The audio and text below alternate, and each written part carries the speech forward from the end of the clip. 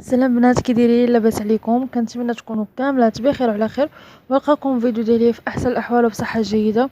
ولا كنتي اول مره كتشاهدي القناه وباقا ما مشتركاش، كنتمنى تشتركي في القناه وتفعلي الجرس باش يوصلك جديد مباشره من بعد ما نحط في القناه. الوصفه اللي غنشارك معكم اليوم زوينه بزاف بزاف بزاف البنات، صالحه للكبار والصغار. كتقوي المناعه، كتحمينا من السعال ومن الا كان فيكم مثلا الكحبه، الزكام، العطيس، الحلاقم. غير جربوها البنات، خذوا معلقه، جوج معلقات في النهار الكبار ومعلقه واحده للصغار، وردوا عليه الخبار. زوينه بزوينه بزاف بزاف بزاف. انا نشرح لكم دار المقادير ديالها اللي متواجدين في اي دار، وسهلين بزاف. يعني سيروا ديروه في الثلاجه وشربوا منه وردوا عليه الخبار البنات، خاطر زوين. كتحتاجوا جوج كيسان ديال الماء. انا هنا شفتوا الكاس الحجم ديالو، انا استعملت جوج كيسان ديال الماء، الحجم ديالهم كبير. كتبقى الكميه على حسب كل واحد. وغنحتاجوا تقريبا معلقه كبيره ديال ورقه سيدنا موسى، ولا 5 الوراق كبار على حسب. الا كان بحال هكا مهرس ومدقدق، يعني كتاخذوا تتعبروا بالعاشق. الا كان عندكم وراقي صاينين ومزيانين، راه كتاخذوا 5 وراق يكونوا كبار. كديرهم في هذاك الماء، وكديرهم في البوطه حتى يغلى. يعني ماشي تيبدا يطبخ بزاف البنات، غير يبان لكم ان بحال هكا بدا يغلى وبدا يطلع الدخان، صافي كتحيدوه من فوق البوطه وكتغطيوه وتتخليوه تقريبا شي ساعتين حتى يبرد هذاك الماء تماما، ويطلق لنا هذاك وراق سيدنا موسى في هذاك الماء مزيان مزيان مزيان مزيان.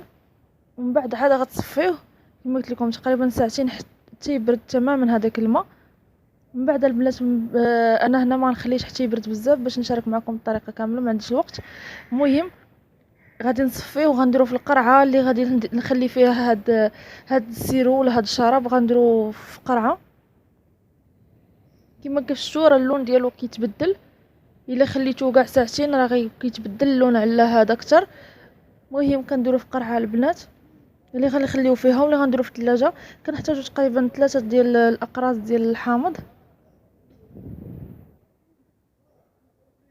والعسل كيبقى على حسب الذوق ديال كل واحد. انا هنا غنضيف تقريبا شي 4 المعالق كبار ديال العسل، يكون من نوعيه جيده البنات.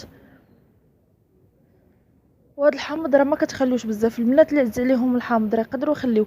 الا كنتو غتعطيوه للدراري الصغار ما تخليوش الحامض بزاف، يعني خليوه غير شي شويه بما يطلق، وحيدوا هذاك الاقراص ديال الحامض، وخليو غير هذاك الشراب بوحدو. كما قلت قلت لكم في الاول ديال الفيديو، كنتو غادي تستعملوها للكبار، كانوا بغاوها الكبار، غادي تاخذوا 2 معالق في النهار من بعد الاكل. كانوا غيستعملوها الصغار معلقه واحده من بعد الاكل كافيه في النهار.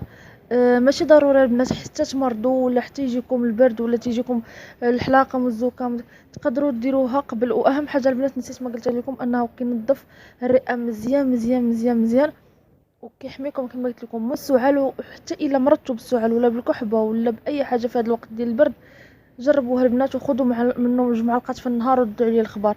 راه المذاق ديالو تيكون زوين، مع درنا فيه العسل، يعني حتى الصغار يقدروا ياخذوه من عندكم، ما غاديش يجيهم المذاق ديالو خايب.